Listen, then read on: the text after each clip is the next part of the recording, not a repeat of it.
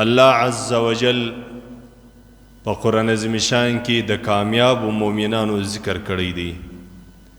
هغه مؤمنان چې پر الله تبارک و تعالی ایمان راوړي، د الله پر رسول صلی الله علیه وسلم ایمان راوړي، د دغه مؤمنانو صفت او تعریف الله عز وجل په سورة المؤمنون 13 پارې په سر کې کړی دی. قد افلح المؤمنون الذين هم في صلاتهم خاشعون.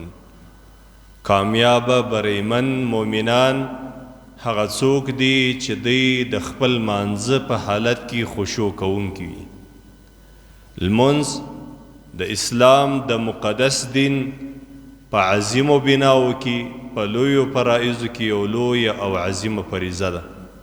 د دغه لمانځه په اړه باندې د الله رسول صلی الله علیه وسلم صحابي حضرت جابر ابن عبد الله رضی الله عنهما د رسول الله صلی الله علیه وسلم سره روایت کی، و رسول الله صلی الله علیه وسلم فرمایل د یو انسان چې د ایمان خاوند وي، د دغه مؤمن او د هغه مشرک او کافر فرق په لمانځه سره دی.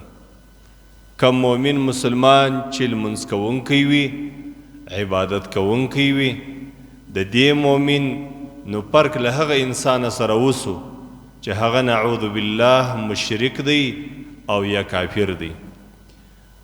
رسول الله صلی الله علیه وسلم فرمایلی دی بین الرجل و بین الکفر، د مؤمن مسلمان او د کافر په مابینځ کې چې دی هغه فرق لمونځ دی.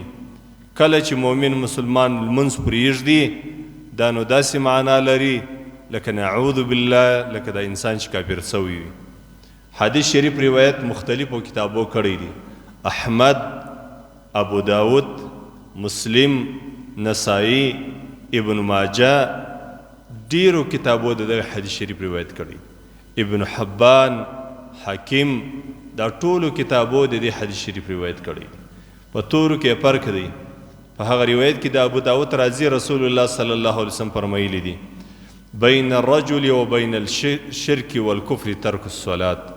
د مؤمن مسلمان او د هغه انسان چې هغه کافر دی یا مشرک دی فرق یې بس په پرېښولو کې د لمانځه دی. مشرک کافر لمونځ نه کوي، مؤمن مسلمان باندې الله لمونځ فرض کړی دی. په بل روایت کې راځي د ترمذی روایت دی لیس بین العبد و بین الکفر الا ترک الصلاة. د مسلمان او د کافر په مابینځ کې بل فرق کوونکی نسته ما سوا لمونځ دی. کله چې مؤمن مسلمان نعوذ بالله لمونځ پرېږدي نو دی داسې دی لکه هغه مشرک او یا کافر. په بل روایت کې راځي د ابن ماجه بین الکفر والایمان ترک الصلاة. په مابینځ کې د کفر او د ایمان یوازې او یوازې فاصل جلا کوونکی فارق هغه لمونځ دی. کله چې مؤمن لمونځ پرېږدي نو د ده او د دغه بی ایمانه کافر فرق نور نه کیږي. په بل روایت کې راځي رسول الله صلی الله علیه وسلم فرمایلی دي د سیدتنا بریده رضی الله عنه سره روایت وای د رسول الله صلی الله علیه وسلم سمې واورېدل ویلې یقول العهد الذي بیننا و بینهم الصلاة.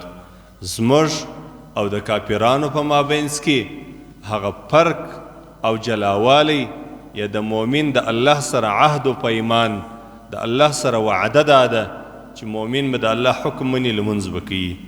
رسول الله صلی الله علیه وسلم بیا وایي فمن ترکها فقد کفر.